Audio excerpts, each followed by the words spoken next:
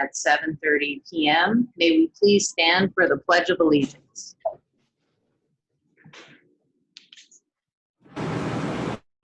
I pledge allegiance to the flag of the United States of America and to the republic for which stands one nation, under God, indivisible,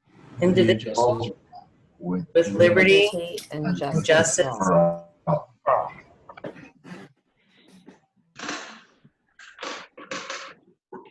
Welcome to a meeting of the Board of Education of the Borough of Watchung. Please be advised that this and all meetings of the board are open to the public and media consistent with the Open Public Meetings Act, and that the notice required therein has been provided. This is a regular meeting of the Board of Education of the Borough of Watchung at which formal action may be taken. This meeting is being conducted remotely using communication technology. Instructions for joining the meeting and participating in public comments have been posted on the district website and sent to the Watchung Borough and the Watchung Public Library, as well as to the school community through an email blast. The public will have an opportunity to be heard as shown in the agenda. Or you just froze? I think she froze. Finish the notice, Rich.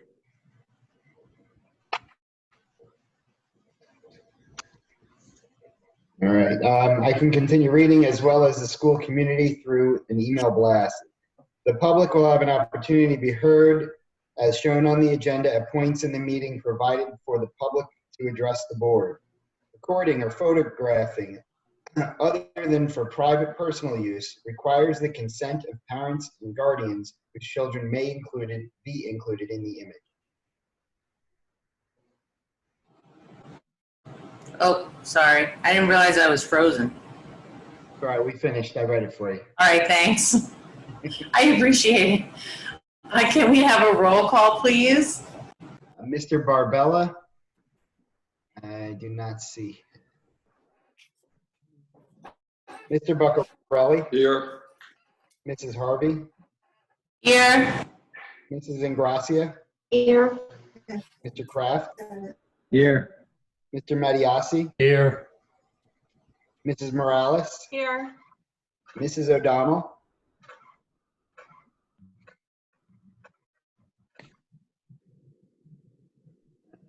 Mrs. O'Donnell is in the list. Do you hear us, Mrs. O'Donnell? Maybe she's on mute. She's trying to talk. She's not on mute. I'm looking at her screen, and we'll come back. She might have stepped away. And Mrs. Scharf? Yes. Here. Okay, we have 7 confirmed present, 1 believed to be present, and 1 absent. Are there any board member comments? I have a couple.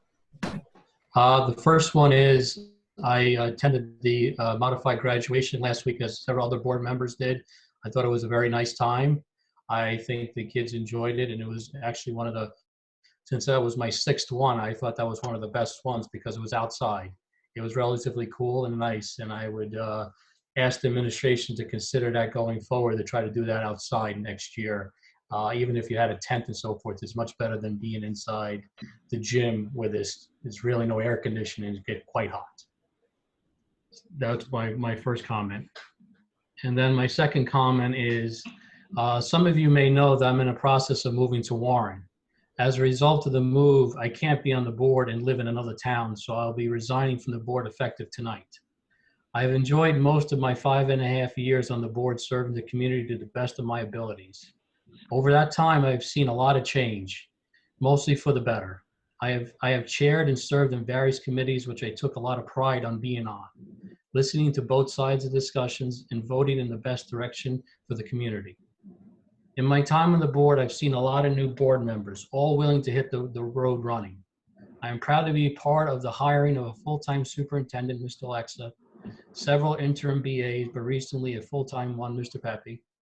Both gentlemen really had to start to address various issues on day one of their employment, and I enjoyed working with each one of you. The community is fortunate to have them.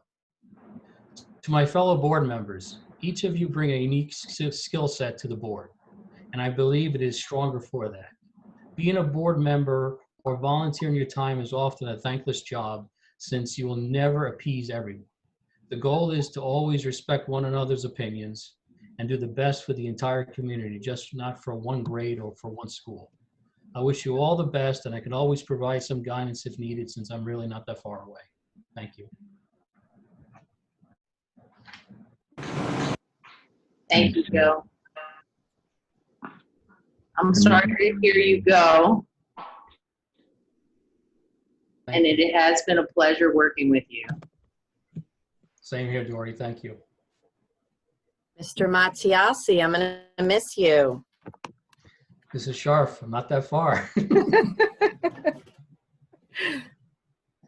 Hey, it's Rich. Joe, I'm sad to hear that you have to resign. And I just want to give a special thank you to you, because we've been on the operations committee since I started as a board member, and you taught me a lot of the ropes. I always value your opinion and your approach to things. And sorry to see that resource go. And I just want to thank you for everything you've done for me personally and for the board. Thank you, Rich. I enjoyed working with you, and I think that the board and the district, there's really good compliment hands with you. You really have a goal and a straight set, and you get the job done. I'm happy we work together. Thank you. Any other comments?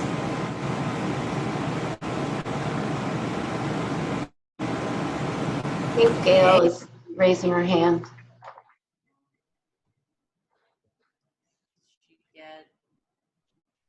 Well, I see Gail is talking, but it's not working. I would like to add to Joe that you'll be really missed on the board. You know, you showed a lot of character, weathering various storms. You kept a level head the entire time. There were a lot of ups and downs, and I respect you a lot for staying on the board and always having a great positive attitude and treating everyone fairly and with a lot of respect. So thank you for your service to the district, and good luck in Warren. Thank you, Jessica. I enjoyed being with you and so forth. And, you know, you being the president last year, you saw, you know, how difficult it could be and so forth. And Dory being the president also, but you guys did a very good job. That shouldn't be lost, because being the president and being a vice president, there's so many hours, as everyone knows, that it takes, and this is volunteering. But, you know, I thank you for stepping up. Thank you, Jeff.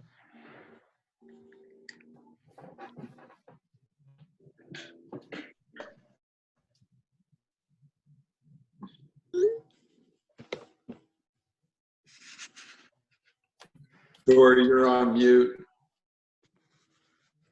Can you hear me now? Yes. Yeah, but a lot of noise when you talk, Dory. Okay, I'm gonna try and fix that. Is that a little better? Anyway, Gail's having issues with her speaker. She's saying it's not working. I'm wondering, Gail, can you call in from your cell phone on a Zoom call? Because you might be able to do that, like disconnect from this and then just call back in from your cell phone. And just give me a second. I'm going to try and resolve the noise. Gail, if, oh, I lost her. Wait.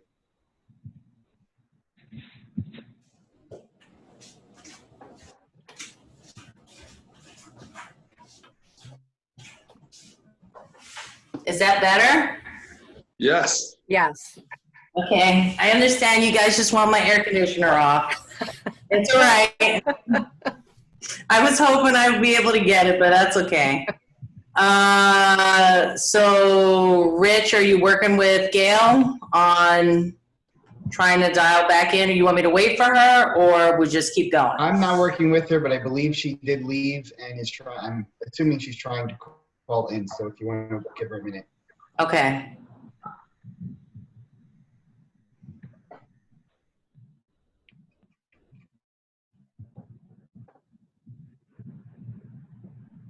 Actually, I still Now see she her might on just the need to be list. unmuted, Rich. What's that? She might just need to be unmuted now because No, now at least it's we've showing been, mute. yeah, no, that's because we've been playing with it. We kept muting and unmuting her Oh, to is see it? if that would Okay. help. It didn't work.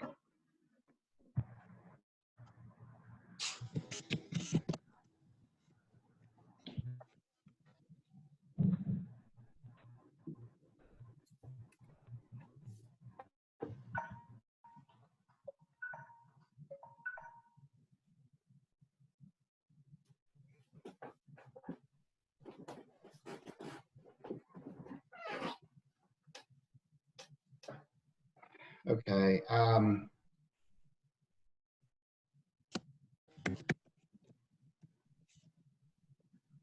It's just unmuting her.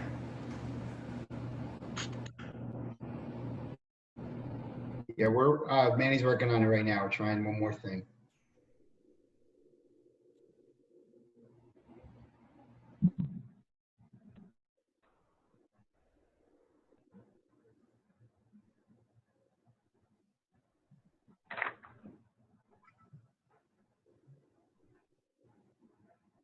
Gail, if you can hear me, try hitting unmute one more time.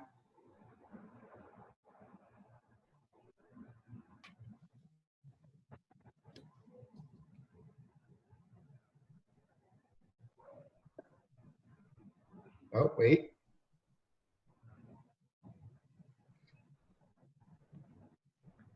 Okay, Gail, you're showing unmuted. Can you speak? Can we hear you?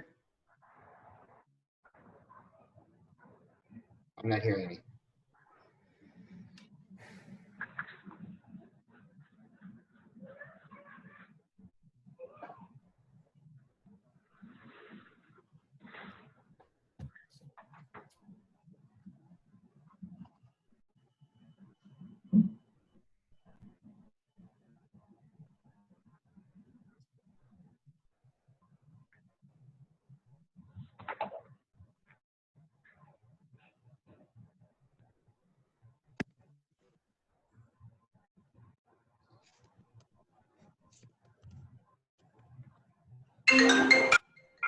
Oh, somebody's getting a call.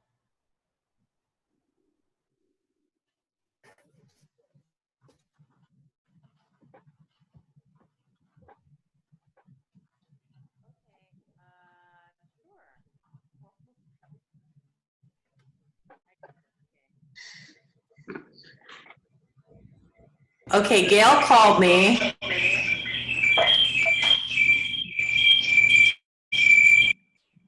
Sounds like And it's she wants me to put her on speaker, but I'm afraid there's going to be a lot of feedback.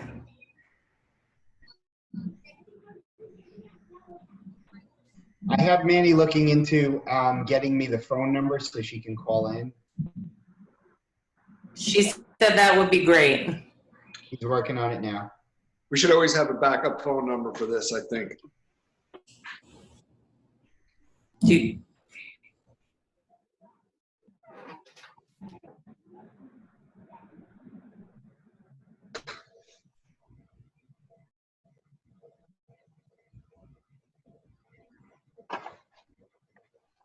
Jory, we might want to move on to the superintendent's remarks and come back and give Gail a chance after.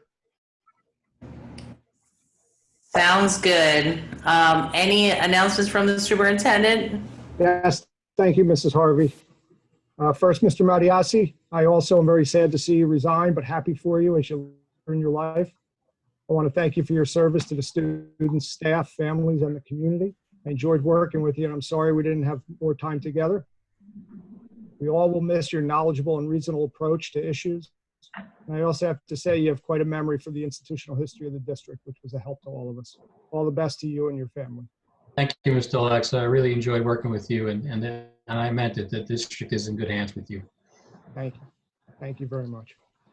Well, we officially, and here's a good segue, because we officially closed out the 2019-20 school year with a lovely ceremony for our 8th graders last Tuesday evening. I want to thank all the parents who attended for respecting the health and safety protocols we had in place. Best wishes to our students as they move on to high school. As I told them at the ceremony, their class will leave a lasting legacy in their hometown. Thank you to the board for supporting this. ceremony and to the individual members who were able to attend to support the students. I also want to thank, of course, Principal Kidd, the administrative team, and the custodial staff who helped make the ceremony one to remember. And in fact, Mr. Mattiassi, Principal Kidd and I were talking that evening about possibly moving the ceremonies to outside because it really was a great venue. Yep. On behalf of the board, I want to extend a sincere thank you to the PTO for the end of year gifts. We've been discussing the addition of touchless water filling stations for quite some time. And now with the advice from our school physician that we should close down the existing water fountains because of the pandemic, the PTO's generosity could not come at a better time. Thank you very much. I'm also very pleased to let you know that Mrs. Fickner will officially begin her role as the Bayberry principal on August 1. In the meantime, parents and anyone with questions or who need assistance should continue to email Mrs. Joyce, whose email is on the main page of the Bayberry website. As for the planning process for the reopening of the schools, we've established a restart committee with 31 members who represent the board, administration, staff, parents, local health officials, borough representatives, and medical professionals, including the school physician. The committee meets every Tuesday. We also established 4 subcommittees, which include medical response, social and emotional learning, special programs, and instructional resources. The committees have been researching issues, collaborating, and designing protocols and procedures that comply with the state guidance. Their work is ongoing and reported regularly to the Restart Committee. I shared the parent and staff survey results regarding the return to school in the fall and Friday's message to the community. That message is on the district website. Thank you to everyone who responded to the survey. We respect your concerns. We're certainly taking them into consideration as we continue our planning process. As expected, the results vary, but when taken as a whole, there's very clear support for the proposed health and safety protocols, and that's our top priority. And as much as we would like to have the students return to school full time, we currently don't see a return to traditional in-person instruction every day as a safe option or one that would fully comply with the state guidance and social distancing. So as I mentioned on Friday, the current plan, therefore, is to limit physical occupancy during in-person instruction. And we're looking at the 4-day hybrid schedule with 2 cohorts, A and B. Cohorts would be created alphabetically to keep siblings on the same in-person schedule. Cohort A would attend in-person instruction on Mondays and Tuesdays. Cohort B, in-person instruction on Thursdays and Fridays. The in-person instruction would be complemented by distance learning on the days when students are not physically in school. Wednesdays currently would be reserved for remote instruction and professional collaboration and learning. We found out today students and families will have an all virtual option, and that guidance will be coming this week. Previously, as I mentioned on Friday, that was an issue that needed to be clarified. One of the major challenges we have is trying to provide distance learning while also providing in-person instruction. We do not believe that all-day synchronous learning where students are in front of their screens for 6 hours is a healthy or instructionally sound model or even a realistic one. We're working together with input from a wide range of stakeholders to find the right balance and work out the logistics with this. We also are looking into ways for making sure that students with special needs are being accommodated, including the possibility of additional days of in-person instruction. As far as the hybrid models go, many districts are using half days for in-person instruction. We hope to avoid that, but we still have logistical details to address. We're drafting a policy, the template for which is being used widely by districts around the state in order to prepare the plan for approval. It will include our local protocols for health and safety, including procedures for social distancing screenings, facilities cleaning, transportation, meals, and for the hybrid model of in-person instruction, staffing concerns, virtual instruction, programs for SEL, and other supports, among others. Our plan, of course, could change based on further guidance or directive from the state, based on the changing conditions with the virus. Nonetheless, we do need to determine our staffing and scheduling needs, so we will be sending you a follow-up survey, which we will need every family to answer for each child. That should be ready this week. Please look for that coming out in email. An important part of any in-person instruction, as I mentioned on Friday in my message, is to require mask wearing. So again, please consider having your children practice wearing masks over the next 6 weeks. Building your child's stamina in terms of tolerance for mask wearing will be very important to protect everyone's health and safety. We really appreciate your understanding and patience as we try to navigate these extraordinary circumstances. We'll continue working diligently with the board and the committees. We intend to let parents know the approved plan 4 weeks in advance of the first day of school as required by the state guidance.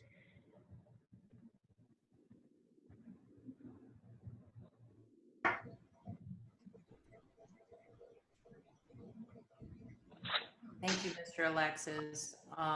We'll move to committee reports. Gonna go back to human resources because I don't think Gail's on yet, right? Right, Rich? Rich Pepe? Is Gail on yet or no? Now Rich is muted.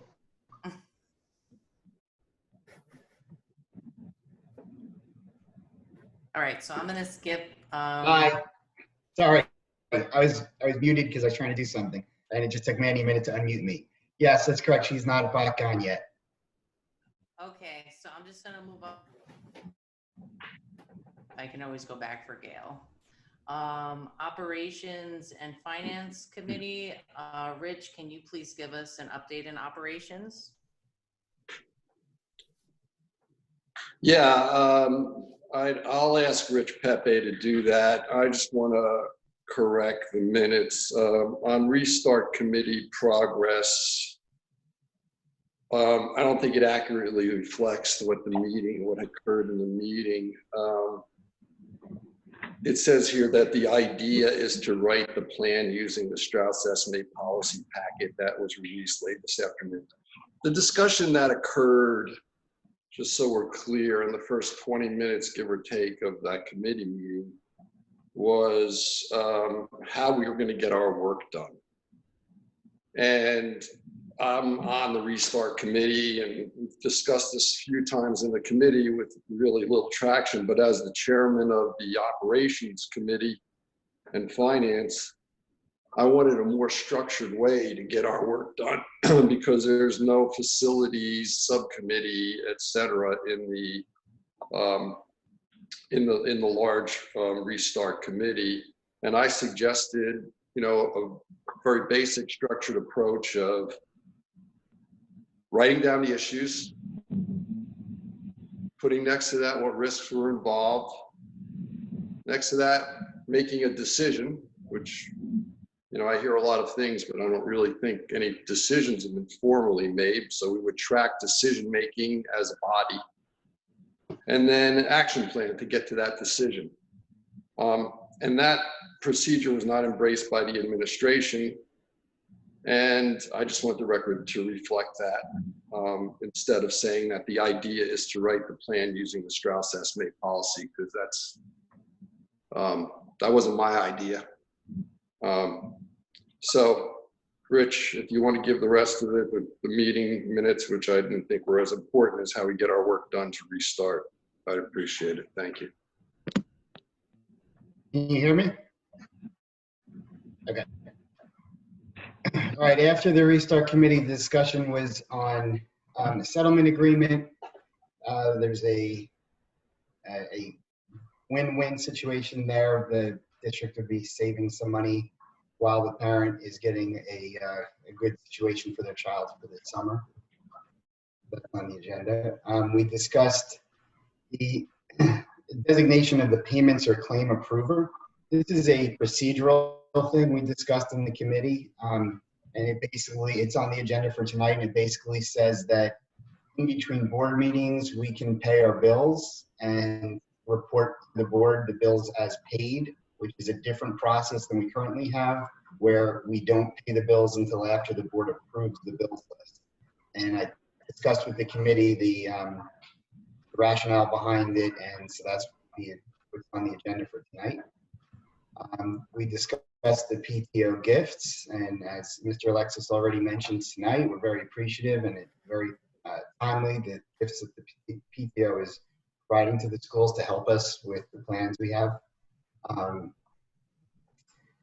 We discussed a revised professional service contract that's also on the agenda tonight, and that's just to add a additional service that's an additional place we can go should we need the services of a substitute nurse. So we currently already had 2 approved, and a new one came to me and was at the same pricing level as the others, and we decided to add that as another option when we need it.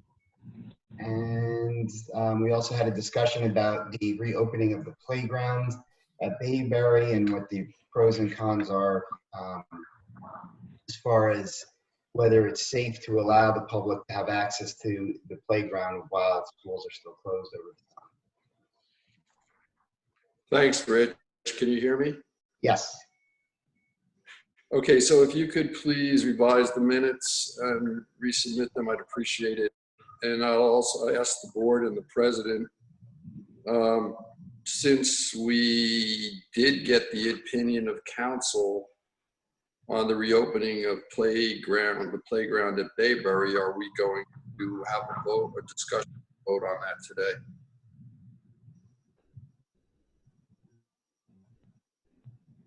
We need to have a vote to open the playground? I guess that's a question for George and Rich Pepe. I don't think you need a formal vote. Does the board want to have a discussion? Well, why don't we hear the superintendent's view in light of the advice of council? Yeah, yes, I put that in the message to you when I shared the opinion of the attorney with the pros and cons. I still think it's probably safest to not reopen them at this time, but I leave that up to the board.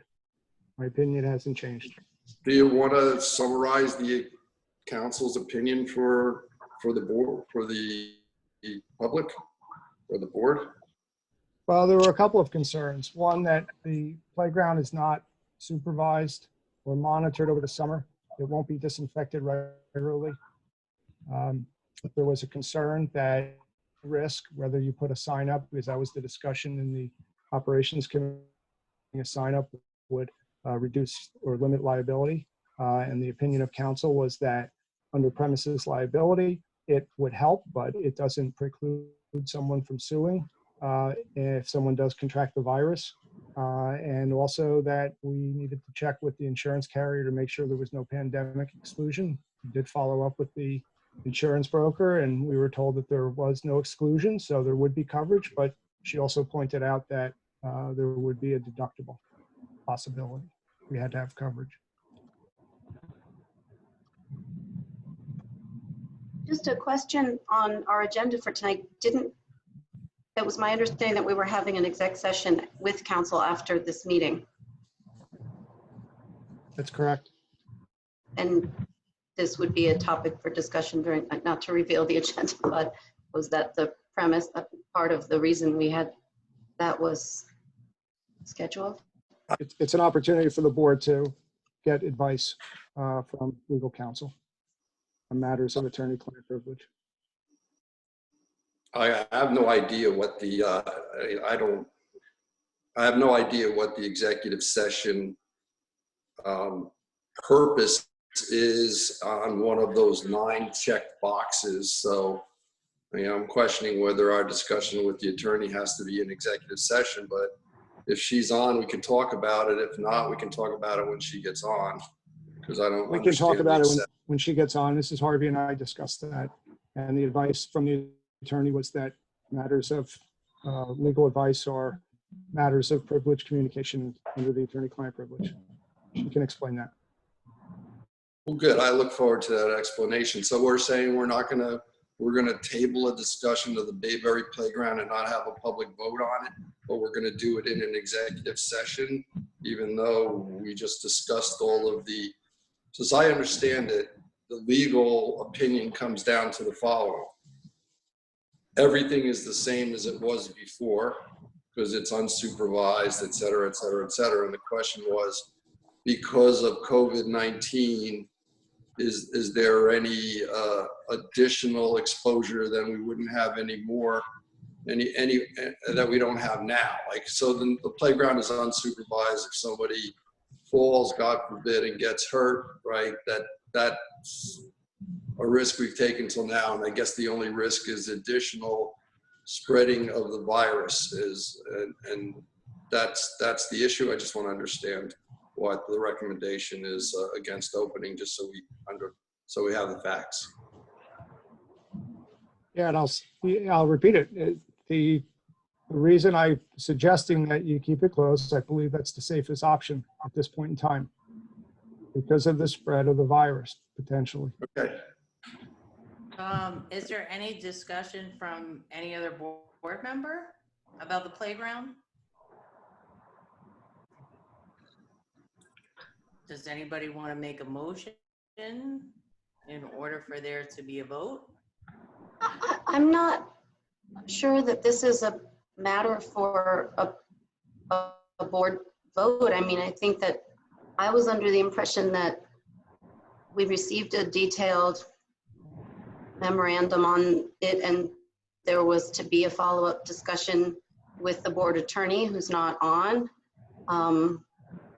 I think, you know, that sounded fine, but I'm not sure this is a matter for a board to vote on. I just have to say, I was not under the impression that we were going to discuss the Bayberry Playground reopening or not opening an executive session, just so you know. That's probably because none of us know what we're going to discuss in executive session.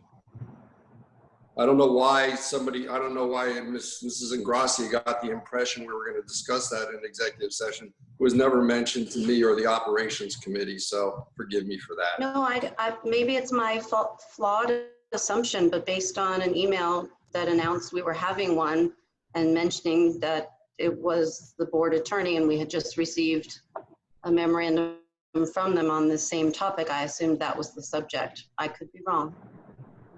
The reason why I bring up if anybody wants to make a motion is because it was brought up by Rich, and I just want to say that it's probably best to get, if that's what we're looking for, to get the consensus of the board on this. I always find it best to get a roll call so that no one's going back saying that they didn't agree to something. Listen, I don't want to start any procedural problems, but I just thought that we weren't allowed to take action in executive session on something. Yeah, that's correct, Rich. We don't take action in executive. So if you guys want to wait and take action afterwards, that would be, you know, up to you. If that people feel more comfortable with that.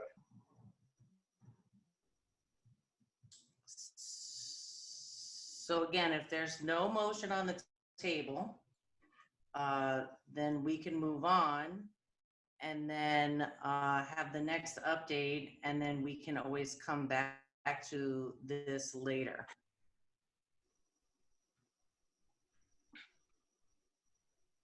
All right, so seeing that there's no motion, I'm going to move on to Jen. Can you please, oh wait, is Gail on yet? Not yet.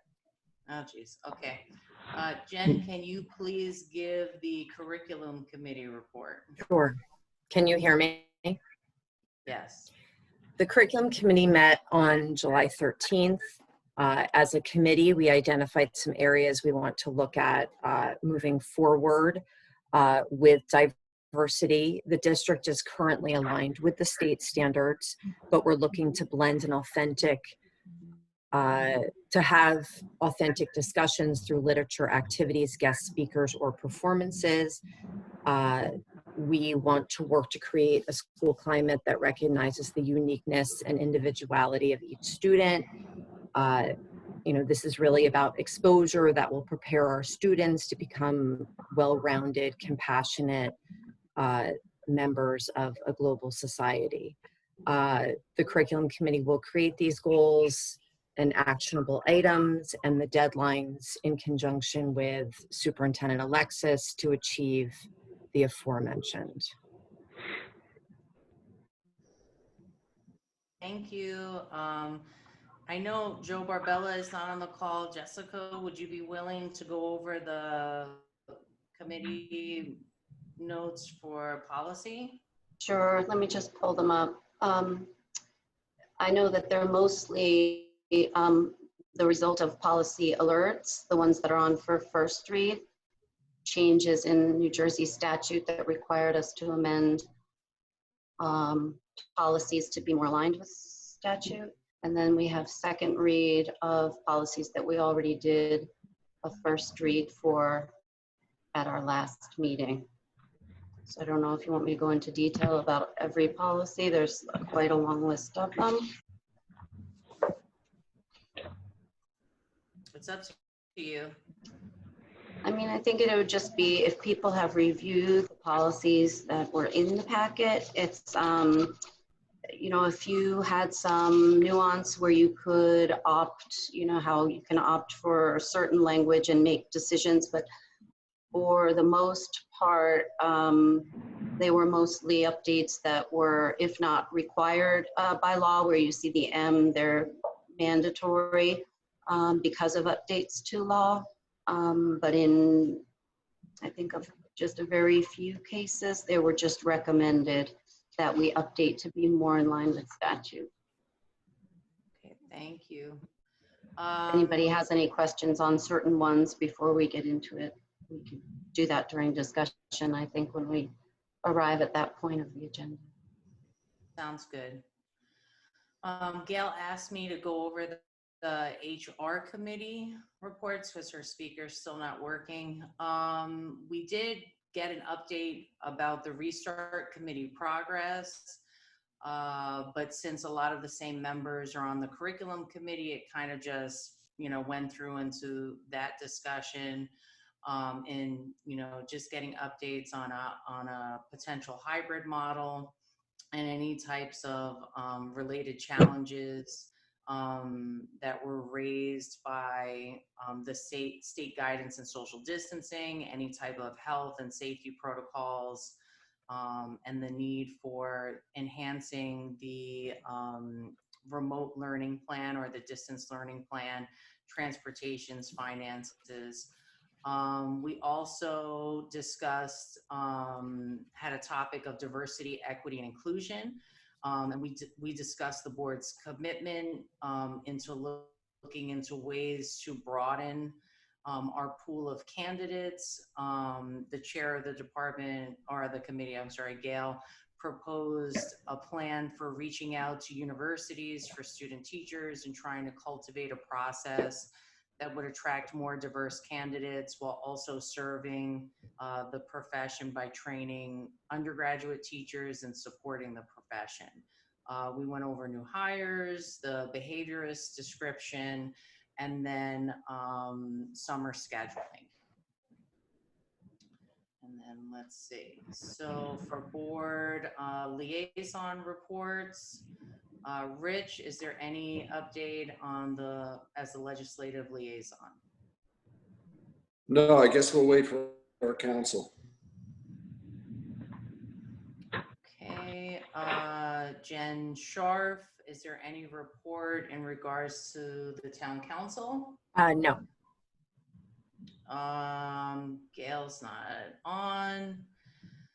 So Jessica, any report for Somerset County School Boards Association? No, unfortunately, they don't meet it monthly, so there hasn't been a meeting since last month, and the new date for the next meeting is August 3rd, which is also our board meeting date. So I guess I'll have to review that one and get back to the board rather than attend in person or virtually. Mallory, any report from New Jersey school boards? Yeah, so there was the delegate assembly meeting on June 27th. They discussed many of the online resources available via their website, webinars, virtual meetings, Facebook, and Twitter, as well as other videos on YouTube. They discussed the reopening plan, which is where everyone kind of shared like how they're working on clear and universal health standards to be implemented in each of their reopening plans. They had two resolutions. One was on having proportional representation, including voting privileges on receiving district boards of ed, where the representation should be determined by the percentage of enrollment that the students from sending districts comprise. There was a lengthy discussion on that with several edits. I haven't seen the fully revised notes on that yet. And the other one was related to vacancy membership on the Board of Ed. This was a discussion around allowing the vacancy to be filled by majority vote of the board member of the Board of Education of the district represented by the former board member. That was it.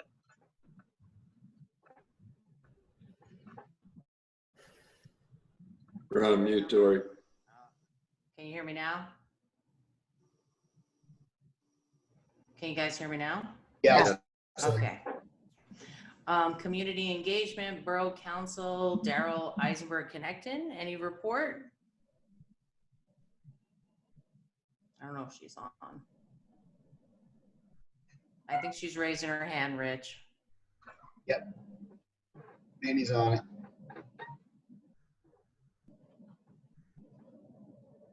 Hi, thank you. So the Watchung Borough Council had a meeting last Thursday, July 16th. The mayor and council will be resuming our office hours. So every Monday from 6 to 8 p.m., either two borough council members or the mayor will be available to meet with residents, no appointment necessary. The second Monday of every month will always be the office hours for the mayor, and all the other Mondays will be a rotation of two different borough council members. We've extended our temporary resolution to allow outdoor dining within Watchung. Mobus Field, Mobus Playground, and the restrooms are now open, as well as the Watchung Library, which is open with limited capacity. Our mayor has created a diversity and inclusion ad hoc committee. This committee is going to host a series of informal listening sessions for our borough residents. Those sessions will be held on Wednesday, July 29th, Thursday, August 6th, and Wednesdays, August 12th, 19th, and 26th, observing social distancing practices. More specific information about those listening sessions will be available within the next week. The next meeting of the Watchung Borough Council will be a special meeting on July 30th. Thank you. Since you're on, Daryl, for the PTO, do you want to give a report? We actually have a different executive board member who's going to give the PTO report today. Okay, gotcha. Thank you. Thanks. WEF, any reports from WEF? I don't know if anybody's on. Just raise your hand so that Rich Pepe can see you. I did not see Gina on the call, and I don't see any hands being raised right now. Okay, so we're going to move on to CPAG. Any report from CPAG? Just raise your hand so we know that you're there.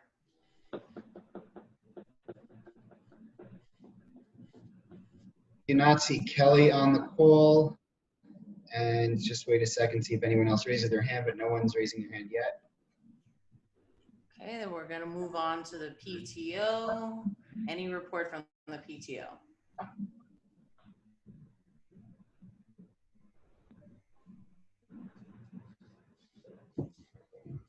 Actually, I don't see Sonia on the call either.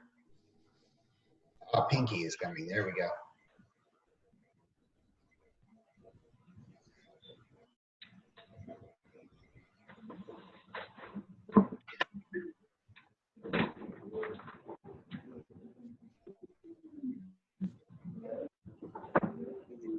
Pinky, if you can hear us, you have the microphone.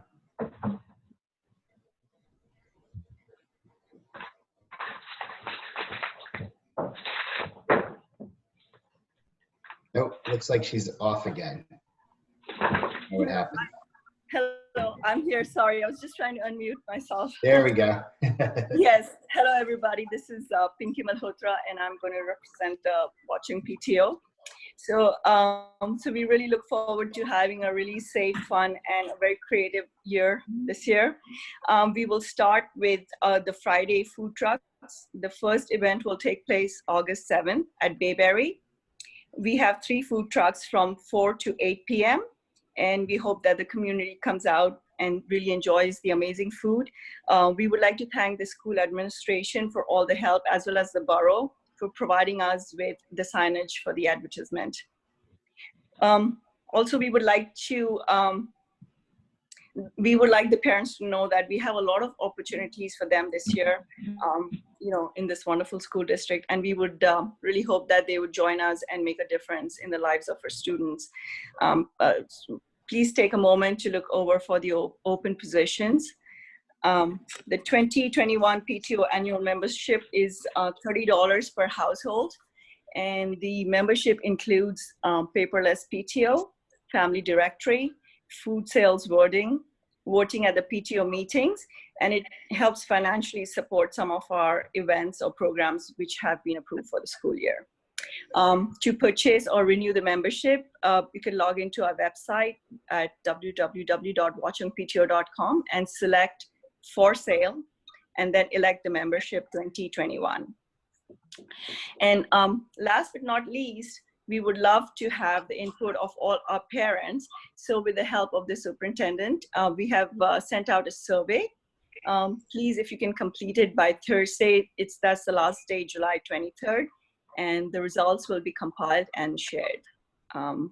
Yeah, that is it. So much.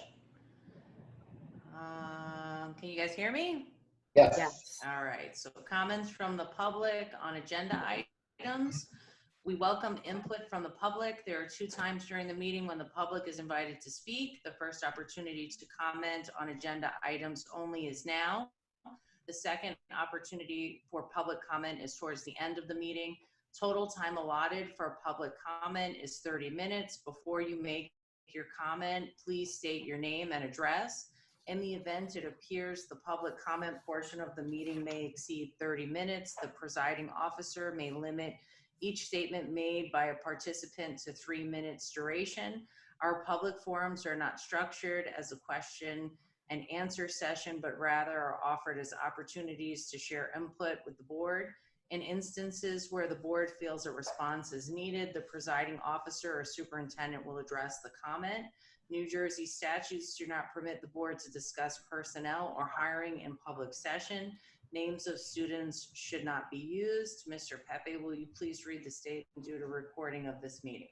Members of the public should consider their comments in light of legal rights of those affected and identified in their comments, and be aware that they are personally legally responsible with potential liability for comments that they make to the board. The board shall not be held liable for comments made by members of the public.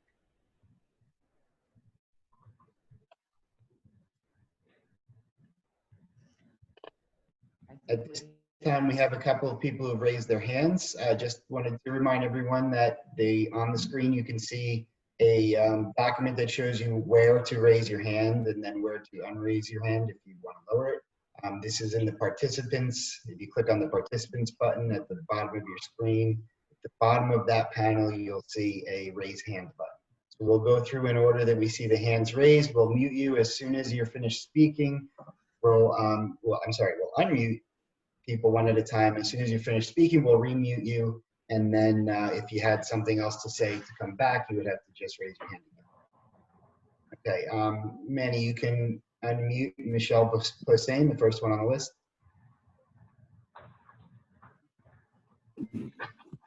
Hi, good evening. Michelle Posehn, 151 Johnson Drive Extension. I'd just like to comment on the teacher resignation that's on the agenda for this evening for Mrs. Wall.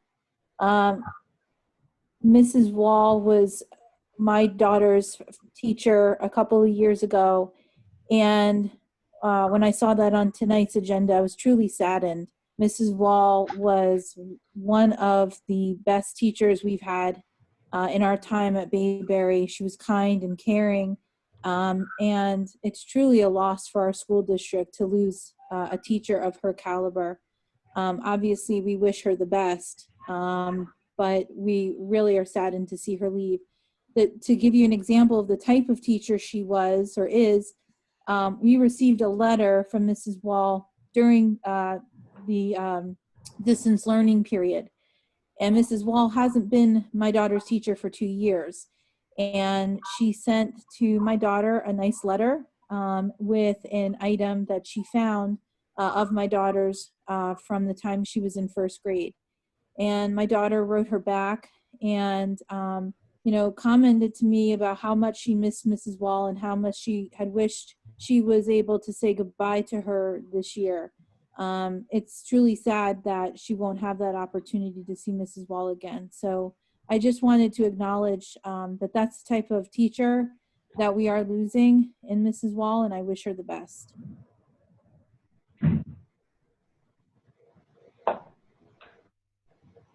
Thank you, Mrs. Posehn. Mandy, if you can unmute Bruce, who's next?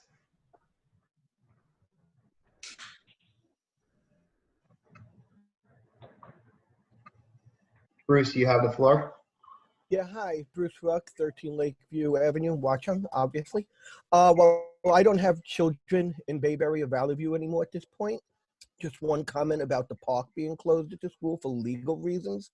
I would suggest that really be re-looked at and revisited along, maybe somebody needs to reach out if they have not, and maybe they have, I don't know, to the town's health officer for guidance on opening that park for health, if health is the issue. I heard something about, the park being able to be cleaned because it's summer, but who would clean that park on the weekends? If the school does open and they start to use that park, is the cleaning crew going to be there on the weekend? So it's no different, now versus then. And also the Watchung Park is open. So I think by keeping one closed and one open, it's a really, it's a mixed message that I don't think is necessary. So that's one comment.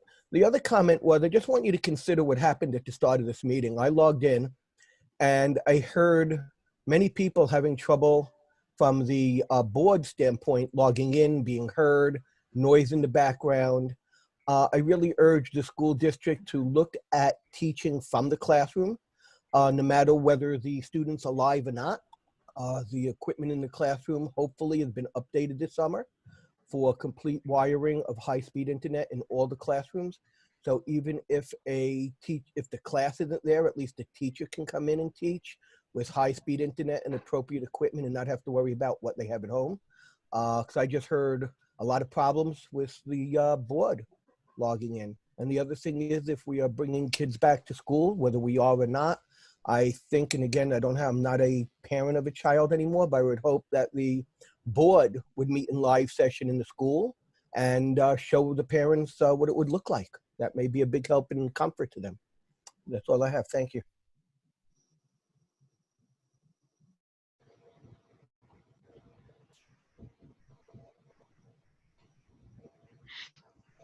This time there are no other hands raised. Are there any other members of the public who would like to speak?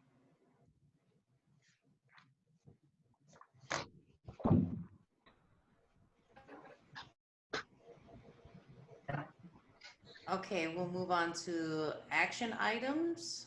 Adam, can you please move administrative items? Sure. Move administrative A1, approval of minutes of previous meeting. A2, approval of minutes of previous meeting. A3, approval of special education ESY placement settlement.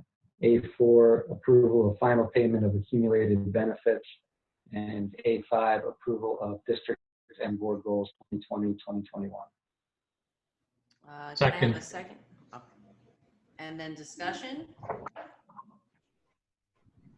Yeah, for Mr. Pepe, the final payment of accumulated benefits, that's just right out of the contract, like a lot of days. Just want to make sure there was no mistake. Yeah, we've reviewed it multiple times. Okay, thank you.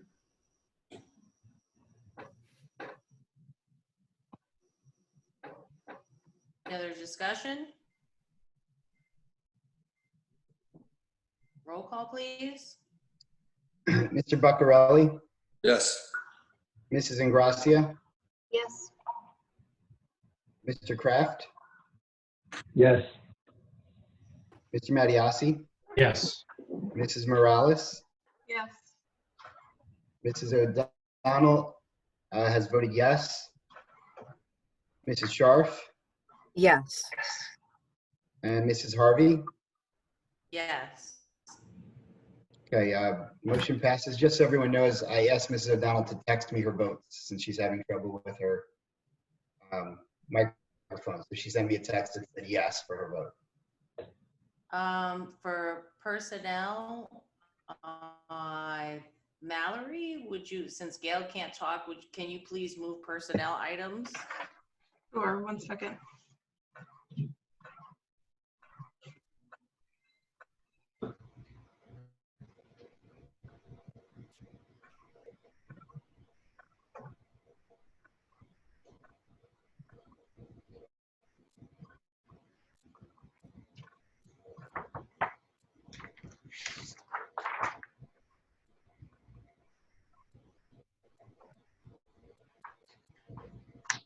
I can do it if, I'm just trying to find where it is. But if someone is available to do it. Dora, you want me to do it? Sure.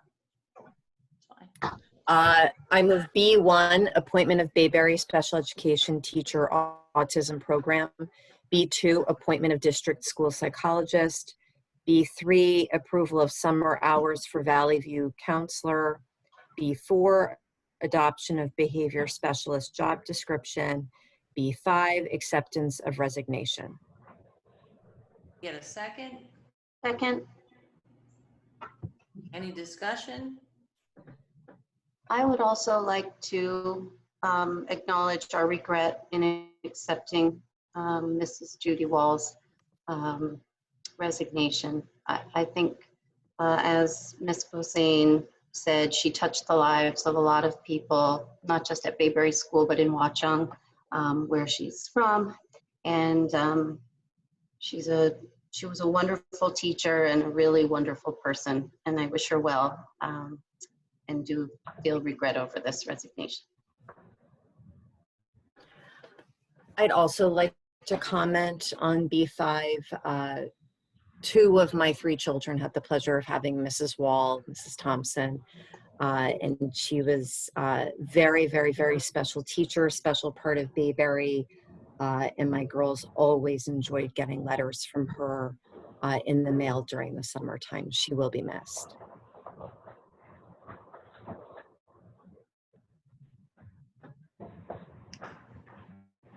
Can I have a roll call, please? Mr. Buccarelli? Yes.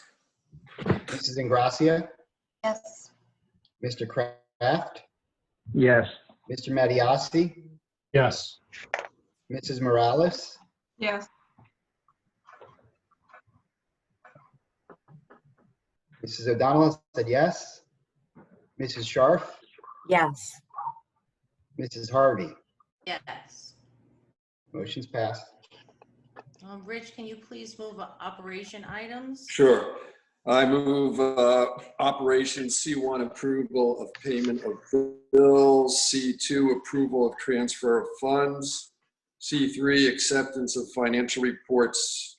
C4, designation of payment of claims approver. C5, acceptance of PTO end of year grants. C6, revised professional services contract awards. And C7, approval of travel expenses. Get a second? Second. Discussion? I would like to express my gratitude and appreciation to for the grant. Really, really needed from the PTO end of year gifts. So thank you from the Finance Committee and the town and the district. I would also like to say thank you to the PTO. Before I became a board member, I think I was begging to get these water fountains installed for about 4 years. So I am absolutely thrilled that the schools will have these water fountains. Thank you, PTO.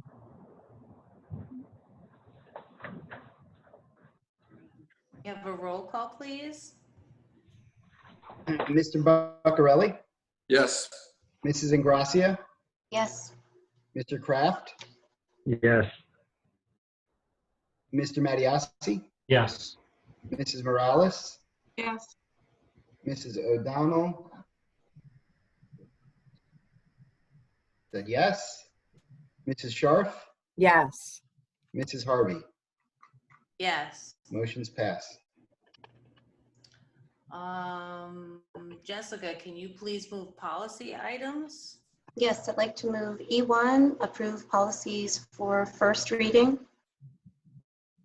And E2, approve policies for second reading and adoption. Second, Second. any discussion?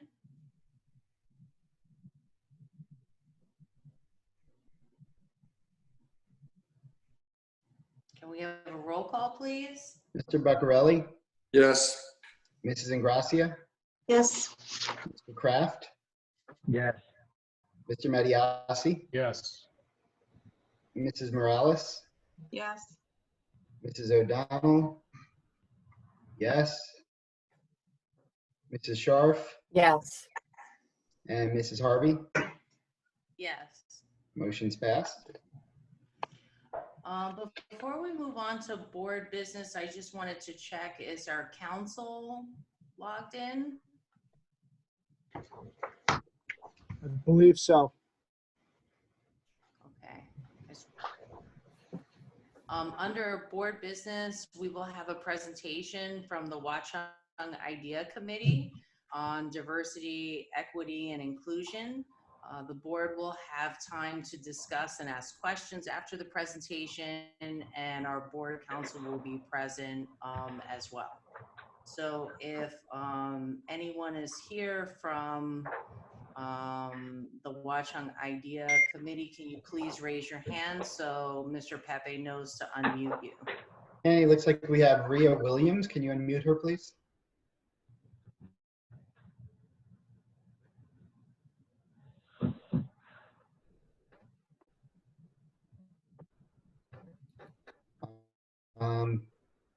Did Rhea raise her hand? Yes, okay, I'm sorry. So we now have Kimberly Brown.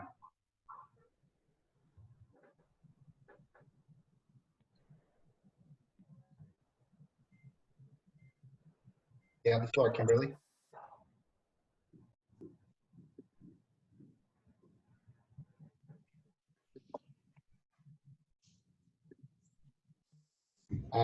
Kimberly, if you're speaking, we cannot hear you.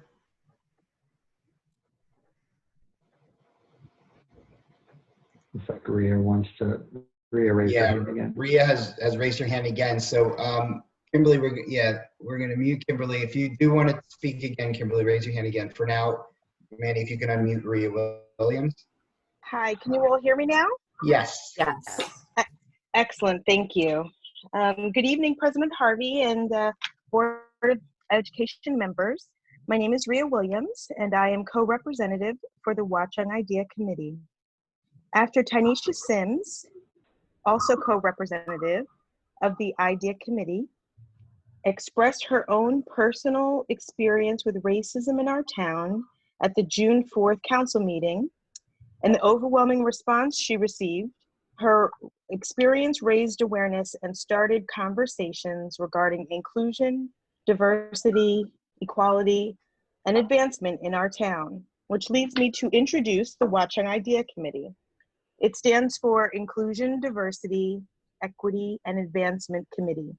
This committee is a group of Watchung residents who are devoted to raising awareness and steering and supporting the actions around these ideals in our town. As a committee, we are looking to partner with the leadership of our governing bodies and organizations in the borough to ensure these ideals are put into action. Our mission is to better help our community by bringing awareness and action towards the bias and unconscious bias, specifically regarding inclusion, diversity, and equality in Watchung. With the current state of affairs in the US, this is the time to ensure things are working well for all or take steps towards improvement where needed. Our committee developed a commitment statement, and that's what we're looking to discuss today. This was developed by the community and interested members from Watchung organizations. It is an effort to document the dedication to inclusion, diversity, equality, and advancement of those not in the majority. Specifically, the commitment statement works to ensure leadership in our borough organizations partner with the Watchung Idea Committee, and we all hold their organizations accountable to the tenets of inclusion, diversity, equity, and advancement. We also work toward documenting inclusion, diversity, and equality training programs, and that they occur annually. That the commitment statement works to ensure hiring practices are fair for all, and that there is outreach to recruit, hire, and retain diverse talent in our borough. That there's also diverse representation of suppliers, and that is part of the procurement process. The statement also looks to ensure a commitment to acknowledgements of all of those who make up this great town, and ensuring respect for those who are different from ourselves. Now, unfortunately, Tynesha Sims was not able to attend today, but Kim Brown will now discuss what we envision our partnership with the Board of Education looks like and the next steps forward. Thank you, Rhea. Manny, you can leave Rhea unmuted and unmute Kim for now.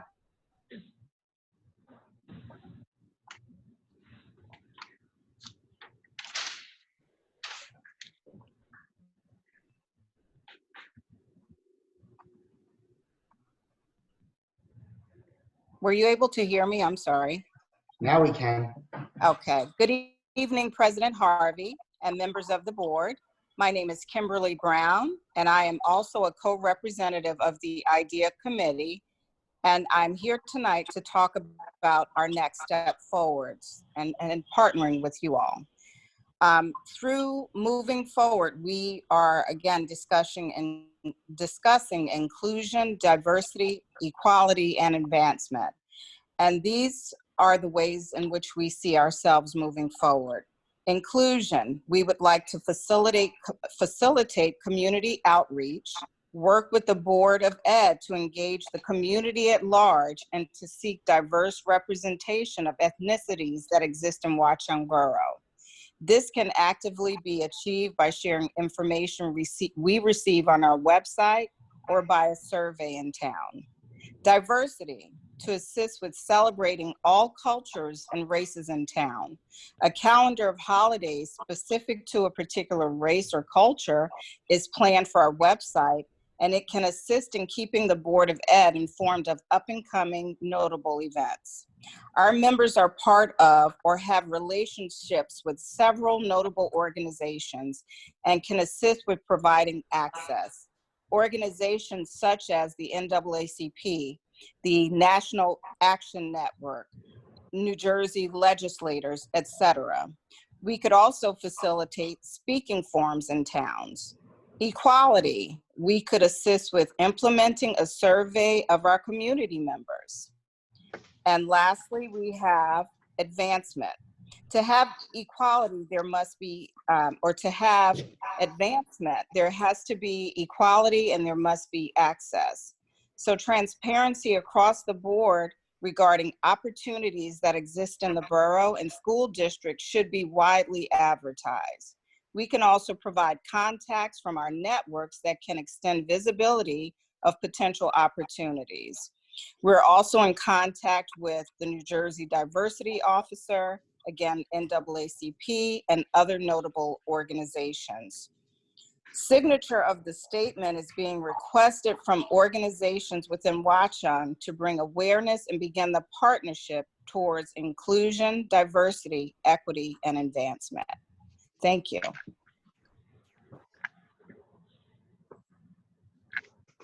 Thank you, Rhea. Is there any discussion amongst board members? Do we want to hear from our board council first? Okay. I love the idea.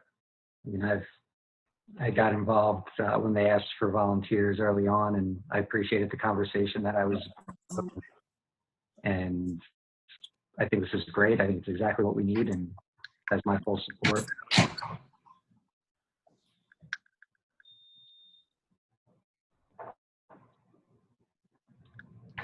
Thank Anyone you. else?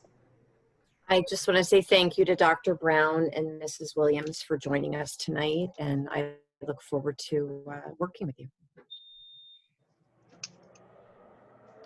I would like to also hear from, is there any recommendations from our board council on the document that was provided?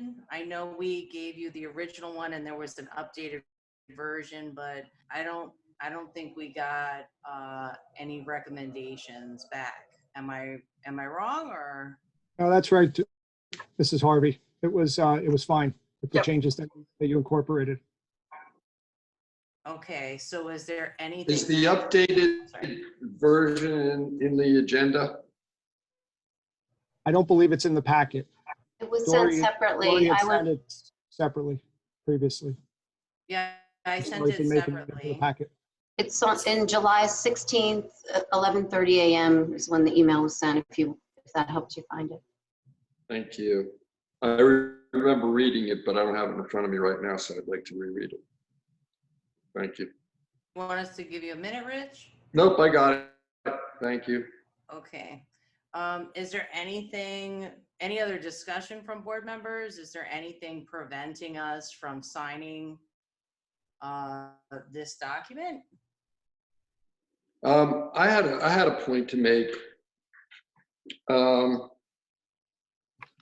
It says through hiring, the Board of Education pledges to seek a diverse slate of candidates for our administration, including the board, superintendent, our principals, our teachers, and our staff at all levels. We must broaden outreach and looking to recruit, hire, and return diverse talent at all levels in Watchung. I just want to note that we as the board, and I tried, if you guys remember, to get this in as a board goal about diversity and inclusion and equity. There wasn't, but we don't have the authority to tell the administration who to interview while they're making their recommendations to us. And I just want to point that out. I think it's a little bit of a hole in the sort of the chain of command or the authority we're asked to give here. I am 100% supportive of this effort. That's probably, it probably goes back to the meeting before the last one in which I suggested that the board at least get reports on the demographics of the student body as well as the demographics of the administration. And so I just wanted to make that point. I don't know if it's an important one, but we have limited ability to seek a diverse slate of candidates other than for the superintendent, who is the only candidate we are charged with hiring. I don't know if council has any reaction to that. Hi, Mrs. Harvey, this is Rhea Williams. I just wanted to clarify what that is intending to address, if that's okay. Sure. That is just really attending to address, as we said, with our partnerships, a diverse slate, meaning that there's attempts to send out and recruit from a larger network of other than just only within Watchung. That's really just a commitment to do those effects. It's definitely not a drive to determine hiring, because that of course is a factor of many different facets that go into the actual determination process, but it's just to show concerted effort to diversify and have further outreach than has been done to date. Maria, let me be clear. I completely agree 100% to that. You know, mine is more like a technical thing. I tried to get this into the goals for the district, but it wasn't accepted. So I don't know that, you know, we cannot tell the administration who or where to go for candidates for spots that they. I'm perfectly fine with signing this. I just want the town and the district to understand that it's actually not the way it works. And I really wish council would tell me I'm wrong or I'm right on this. Is she on the phone, George? I am. Hi, Rich. Can you hear me? Can everyone hear me? Yeah. Yes. Okay. So I can't tell you you're wrong because you are correct. You hire specifically only one employee, and then all of your hiring is done through the recommendation of your chief school administrator, your superintendent of schools. So while you do not have the direct authority to select your candidates, the board certainly has the right to set goals, to set policies, set general overarching directives for the superintendent to follow. So I read this to be more of a goal that the board, not your specific board goal, but your overarching intent as a board is to broaden your ability to receive a diverse slate of candidates that your superintendent would then evaluate and examine and make recommendations from that broader slate. So I'm perfectly comfortable with the way that that is written and the aspirational goal. It's basically setting for your superintendent.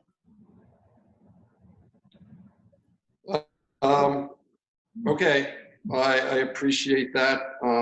I will note that it is not in the district goals. I tried to get it in the district goals, but it's not in the district goals. It is in the board goals to engage in professional development as a board to work towards the elimination of inherent bias, promote equity and inclusion, and to ensure a school climate where all students can succeed. But I will just echo what you said, I think, is that it could be in the district goals, but it's not. So we might want to take a relook at the district goals if it's not too late. And also, Carrie mentioned using policy to drive that behavior too, right? That's basically the board can, so might want to take that up in the policy committee. Okay, great. Thanks for clarifying that. Carrie, I had a question. I know at the bottom of the document, it just has down for the board president to sign it, but is there any advice on, you know, each board member signing and then also maybe including the superintendent, or is it just sufficient enough for the board president to sign it for the whole district?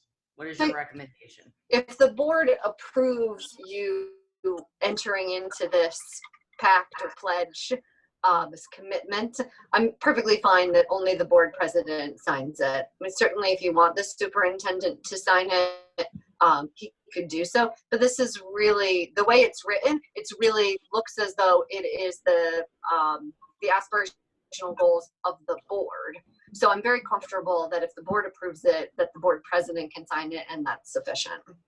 You can have the entire board sign it, but without having taken a vote, I don't know yet whether the vote is unanimous. So I think you're perfectly fine so long as you have a majority that approves it, that just the board president sign it. And I guess that leads us to somebody making a motion. Well, I have another comment. Oh, okay, go ahead. If the superintendent, according to our attorney, can sign it, I would love for that to be the case also. That way there's less of that gap I just spoke about. Yeah, I agree with you on that, Rich. Yeah, that's a good point. If you give a dog an egg, Not sure what that was, but does anybody have any other comments or discussion about this?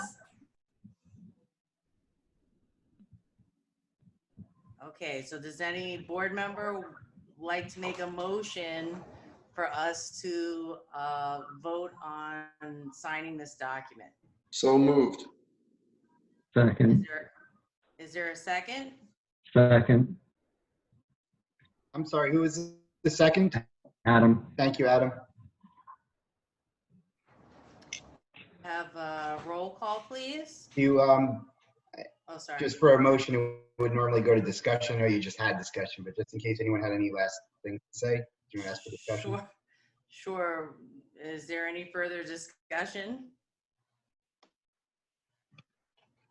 Okay, can we have a roll call, please? Okay. Mr. Buccarelli, Yes. Mrs. Ingracia, Yes. Mr. Kraft, Yes. Mr. Mattiasi, Yes. Mrs. Morales, Yes. Mrs. O'Donnell is a yes, Mrs. Scharf, Yes. and Mrs. Harvey. Yes. Okay, motion to sign the document as presented by the IDEA has passed. And I just wanted to say before we go on any further, Gail texted me, and it's just a good point to make too, since the board does change every year. I'm thinking that her recommendation is that the committee comes back to us again so that we can do this on a yearly basis, since there's usually, it could be 3 new members or maybe not. So I think that's her recommendation. Am I right, Gail? Just give me a thumbs up. Yes. Okay. So That would that's what be- I believe that- We yeah, would that's- certainly do that. Thank you very much. And Okay, we thank the board for its cooperation in this, and we look forward to the partnership. And by all means, more than just on an annual basis, we look to partnering and working with the board more often than that. Absolutely. So that's a wonderful suggestion. Thank you so much. Thank you both for presenting to us tonight. Let Ms. Sims know as well. Thank you for all of your hard work. We appreciate everything you guys gave to us, and we look forward to working with the Watchung Idea Committee. So thank you so much. Thank you for your time. Thank you. Thank you. Okay, so we're gonna move on to public comments. And this is for any item or any comment the public would like to make. Please make sure you just raise your hand so Mr. Pepe knows who you are.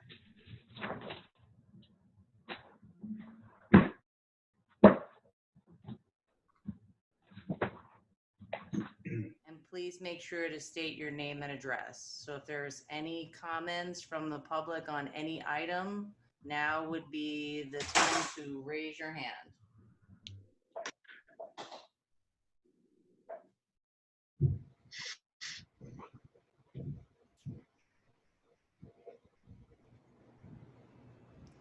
I don't see it. Oh, Wait, we have a hand. We have one just snuck in there. I know. I was like, no, but- Manny, All there right. you go. Stacy, you have the mic.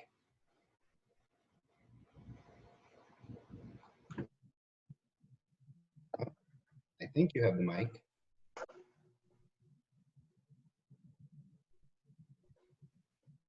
Stacy and Bimbo raised her hand. I saw her unmuted, but now she's muted again. Stacy, oh, there you go. Oh, there we go. Hi, There you sorry go. guys.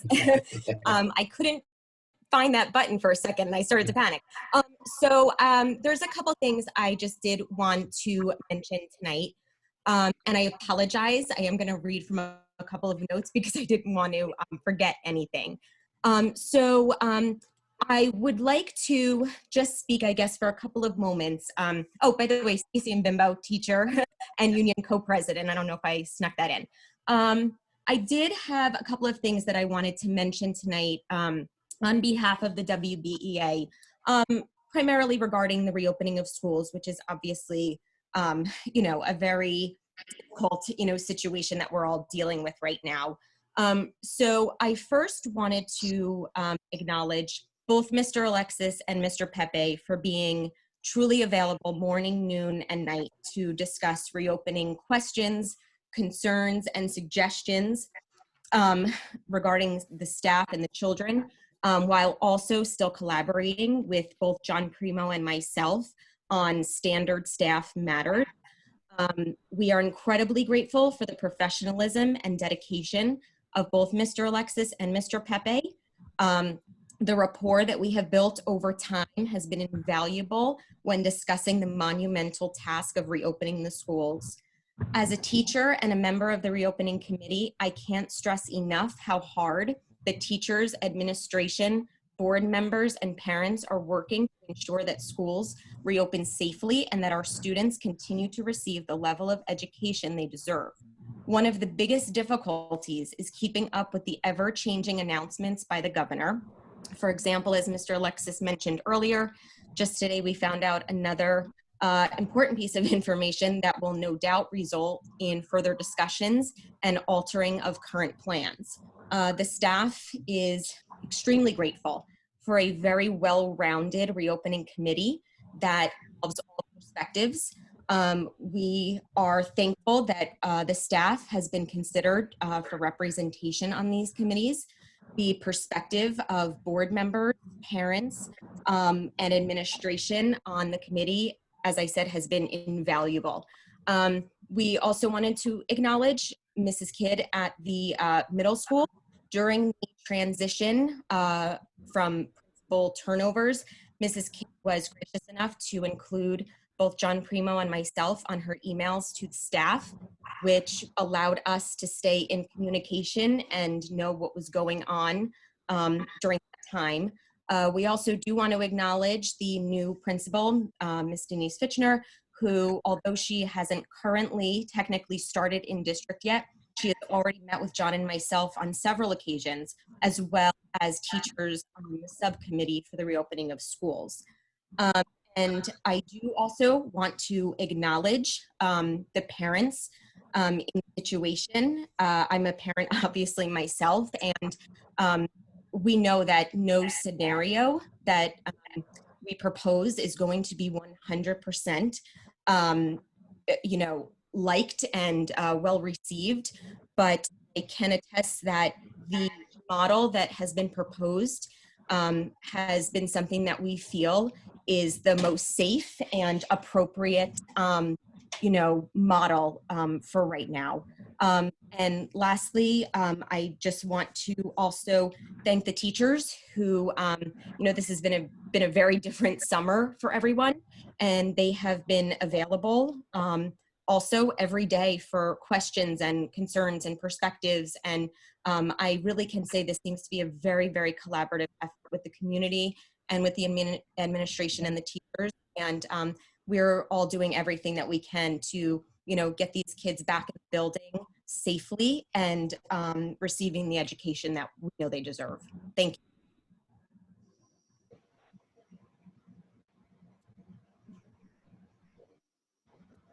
Any other comments?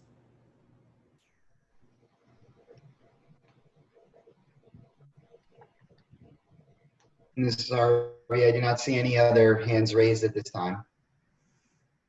Okay, so even though this wasn't on the agenda, I'm going to ask for a motion to go into executive session. Motion to go into executive session. Is there a second? Second. Is there a discussion? Yeah, I'd like to ask a few questions and make a few points. We didn't get a notice of this, so, there's 9 reasons why you would go into an executive session under the Open Public Meetings Act. Which of these 9 are, what are we going to discuss with respect? In other words, what would we have checked off? Because it's a mystery to me. I would ask for maybe George or Yeah, Carrie to Carrie, can you address that?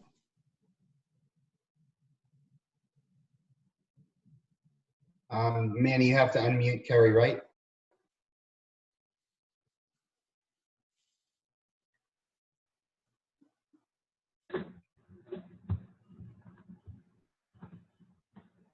George, why don't you tell us the topic first, and then she can address that, because it's got to be in one of these exceptions. Yes, the topic is matters of attorney-client privilege. And on the advice of counsel, this is the proper procedure. Okay, let's hear from counsel, because I don't see that in the Open Public Meetings Act. So boards of education and any public entity are permitted to go into executive session to get legal advice. So if the board has specific questions for legal counsel, that's the appropriate venue for you to be able to get that advice.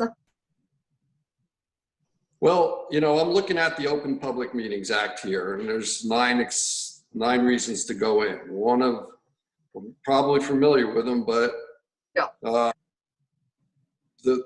There's no mention of attorney-client privilege or advice of counsel, except in number 7, which is pending or anticipated litigation or contract negotiation other than subsection B4 herein, in which the public body is or may become a party to matters falling within the attorney-client privilege to the extent that confidentiality is required in order for the attorney to exercise, sorry, it says his, ethical duties as a lawyer.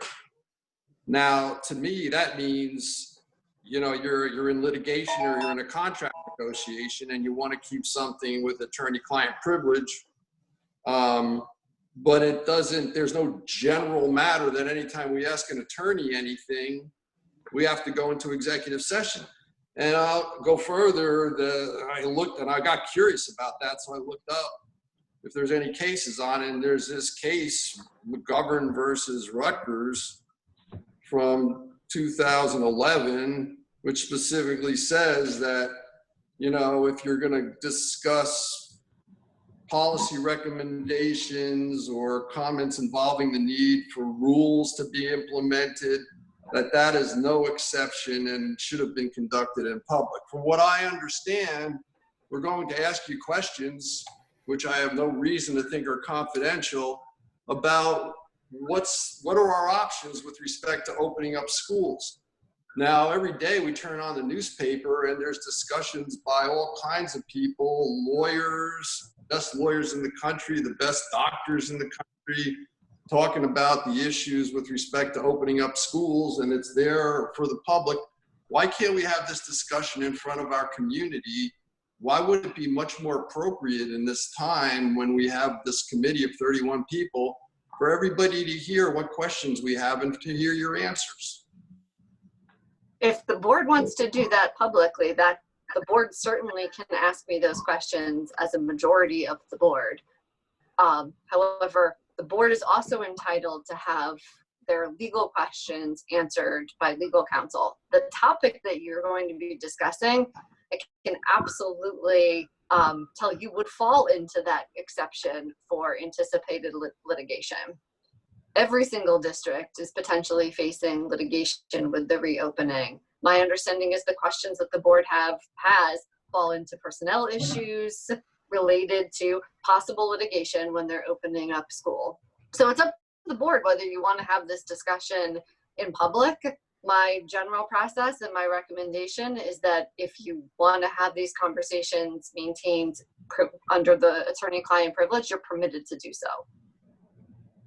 I had no idea that we were talking to you about potential claims and we were worried about getting sued for the opening of the schools.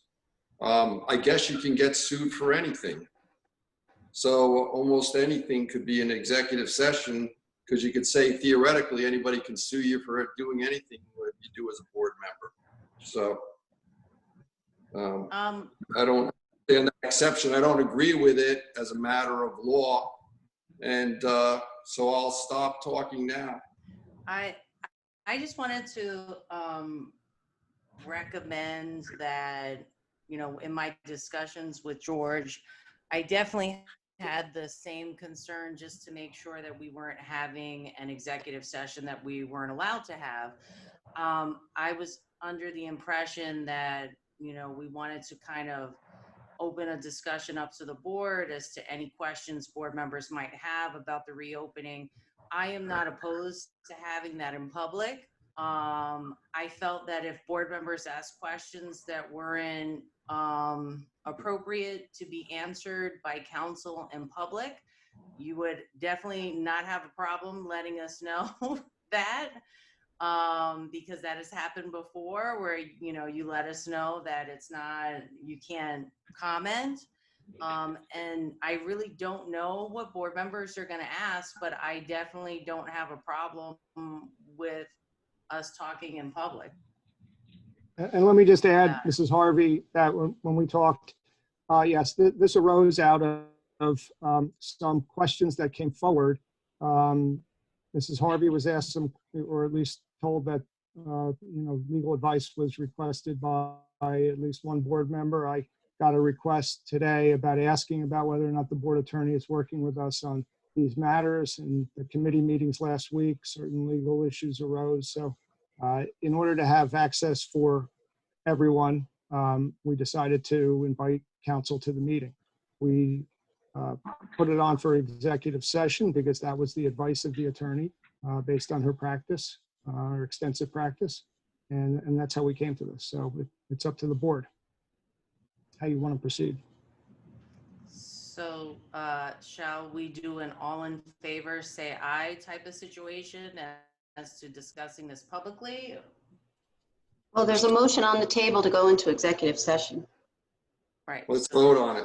Let's vote on it now. It's true. Unless there's more discussion, is there any other discussion? I don't want to cut off any board members. I mean, maybe I could just clarify, I guess, the core issue. Questions arose, which I'm not privy to, but a board member or various board members asked questions that on the advice of counsel, it was recommended to discuss those questions and perhaps others in executive session. Is that correct? I haven't received questions from, I don't know, as the board president, I have not received questions from board members that I know of that deals with any type of legal concerns or you know, I didn't get anything specific like that, a specific question from a board member. I know I have questions. I mean, some were about personnel, but George was able to provide me with an answer to that, so I don't necessarily have to ask that question in public. I have just general questions that I don't think for myself that personally don't fit under an executive session. But I don't know what other board members' intentions are unless they speak up at this point. I would remark that it would be odd to have a whole restart committee without legal representation if members of the restart committee that aren't board members have questions about the legalities of the actions that we're recommending as a restart committee, but then the board goes and talks about it in private. It doesn't make any sense to me. I do have Gail texting me that she was concerned, but I'm asking her to explain a little bit more because I don't know. I don't know what it is. So I don't know if any other board members want to discuss anything while I'm waiting to hear from Gail.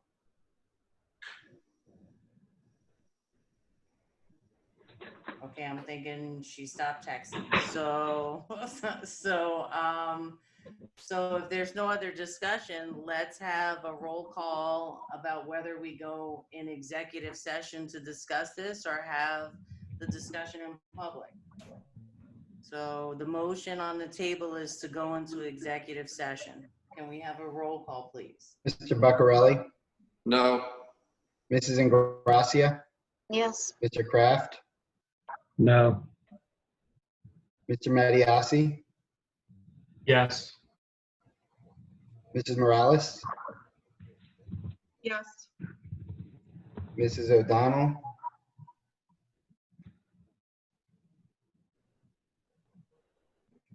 Mrs. O'Donnell is a yes. Mrs. Scharf, Yes.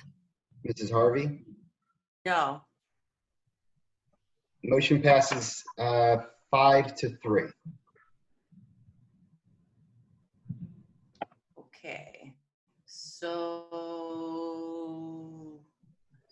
we can dial into the executive session, and then after that, I don't believe there's any action that's going to be taking place. But I believe, Mr. Pepe, we will come back into the public session to adjourn, correct? Wait, are we going to vote on the playground Oh. after executive session? Right. If there's a potential that we could come back, then I think we just announce to the public that we may come back into open session for voting. Okay, so we may come back after executive session to vote on the playground if a motion is brought to the table. Right. I do need to read the motion language for the executive session. Okay. Whereas the Open Public Meetings Act, NJSA 10:4-11, permits the Board of Education to meet in closed session to discuss certain matters, now therefore be it resolved, the Board of Education adjourns to closed session to discuss pending or anticipated litigation or contract negotiation and/or matters of attorney-client privilege. And be it further resolved, the minutes of this closed session will be made public when the need for confidentiality no longer exists. The closed session may be followed by an open session where action may be taken. Okay. I'll see you guys in the executive session.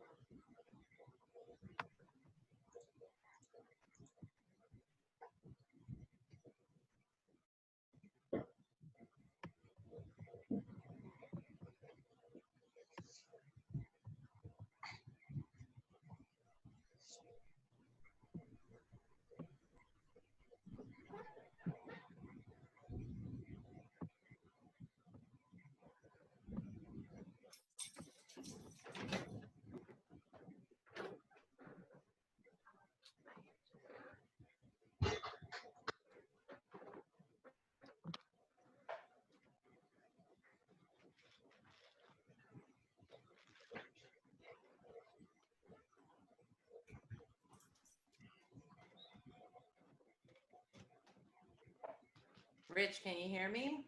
Yes. Very faint though.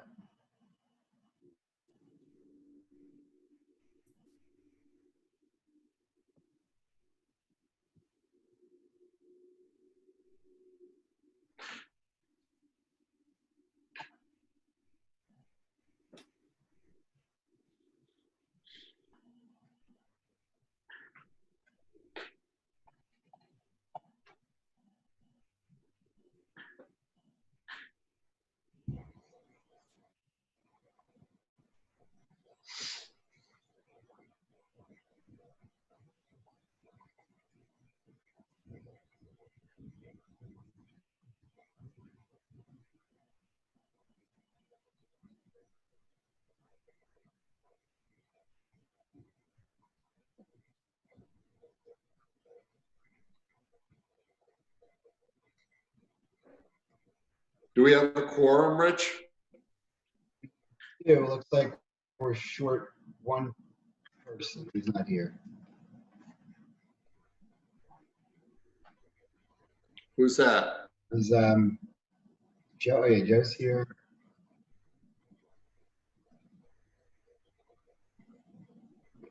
Oh, hold on.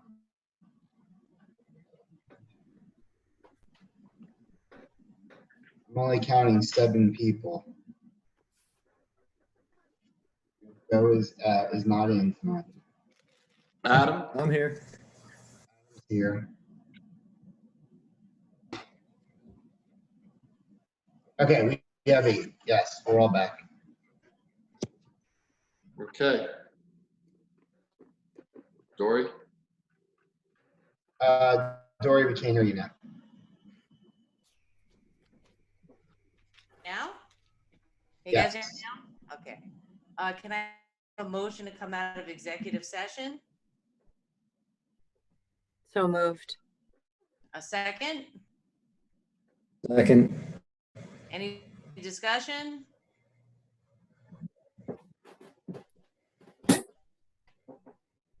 All in favor, say aye.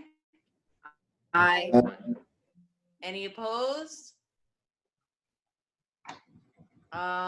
And I believe that we have come back to also have a discussion about the Bayberry Playground opening. So, I know a lot of comments were made. Should we just go around Rich, should we just go around to each board member so we can get a consensus on whether board members are in favor or not of it opening? So a yes would be in favor of opening the playground. And a I no thought we would- were having a discussion about this and Carrie was weren't we just uncomfortable having this isn't really an executive session topic, but she never really did say there was no comment on this and about the legalities of opening the playground. I thought she said it's more administrative aspect than a board vote. Right, because it isn't a board vote, but No, I mean, it's an is she going to tell administrative us what the decision. legal problem would be with opening it? We just asked her that, and people said we don't need her in this session. And I think you have an email that says what the legalities are. Oh, okay. And that's what. Okay, so I think what we understood was that we're trying to get a consensus of board members, whether they're in support of opening the playground or not. Am I not correct? All right, so. if But it's nobody- still an administrative decision. Right, this is just getting a consensus for our administration to know what the board would be in favor of or not in favor of, I guess. Yeah, just to So, be clear on procedure, this is not a vote of the board. This is more of a public straw poll, just so that you're getting consensus. That's all. That is right. We are just getting a consensus as to whether or not board members are in favor by saying yes to opening the playground or no, not in favor, so that our administration understands what the consensus of the board would be. Is that understood? Yes. Understood. Yes. I'm just trying to get to it, guys. I'm sorry, but So can we go around, Rich, to just get that consensus? Sure. Because I would like to hear from every board member so that we all know. Okay, so if you could just say yes or no, so I can record that as yes, you're in favor of opening the playground, or no, you are not in favor of opening the playground. Okay. So Mr. Beccarelli? Yes. Mrs. Ingracia? So I mean, I'm stating my consensus, okay? I have no problem with opening. I think philosophically, I think it should be. I just think if we're recording our consensus, I would like it recorded that we have been advised by board counsel that, you know, if we want to proceed cautiously, she would not recommend opening. And if we decide. I don't think that's true. To open it. Well, I'm reading from her email. It says in overall. Okay, let's read the whole email then. I'll read the sentence. Overall, there is risk with opening them up to the public, including payment of your insurance deductible in the event of a claim if you have coverage. So if you want to proceed cautiously, I would not recommend opening them. If you decide not to open them, you should post a sign that advises that due to COVID. I personally, you know, I understand there's risk in everything, so I don't really have a problem with them being open. My kids have been playing on public playgrounds for at least weeks, if not, you know, over a month. My daughter practices on the Warren baseball fields, and there's a playground, and my boys are on it 3 nights a week. So I don't have a problem with it. I just think in an honest discussion, instead of silencing our board counsel or, you know, other opinions, you know, it is worth noting that there is some risk in opening it. It's not going to be cleaned. It's not going to be monitored. And, you know, you would hate for someone to do contact tracing and find that they were at our playground. And that seems to have been the issue and what I think we were all supposed to be considering. Like I said, I haven't been averse to my own children playing on playgrounds, and so I think it would be hypocritical of me to say that this one should remain closed. So I'm in favor of opening it, but I do think it would be remiss if someone on this board didn't at least acknowledge the legal advice that we were given and say that we had, you know, considered it. I don't think our board has ignored the attorney's advice. Well, we just didn't, you know, it's a discussion. So you know, if nobody else wants to discuss it, that's okay. But I'm entitled to do so myself as a board member. Yeah, So I'm just taking issue with the fact that we silenced our board attorney. She wrote us an opinion and our superintendent just told her she didn't have to be on this call. So if anybody's silencing the board attorney, it's not anybody on this board. Dory also said the same thing, Rich. So I don't know that you pointed to me as the proper thing to do there.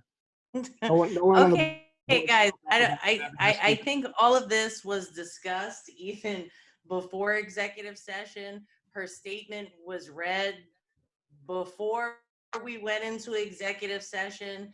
I think, you know, right now it only seems as if one board member feels as if we are silencing our board attorney. I'm not sure anybody else feels that way. I definitely don't. I feel that we've considered her what she wrote to us as advice, and no one is trying to take that away. So you know, Jessica, thank you for your comments.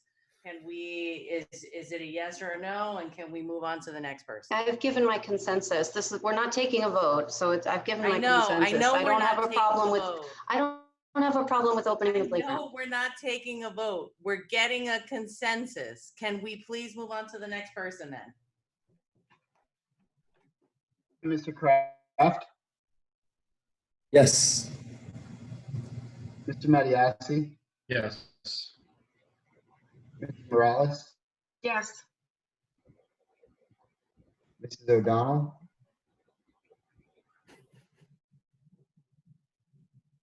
Mr. O'Donnell, if you can hear, if you want to send me a text, I'll come back to you. Oh, wait, there it is. Got it. She said yes. Mrs. Scharf? Yes. Mrs. Harvey? Yes. The board has a consensus of opening the playground. Okay.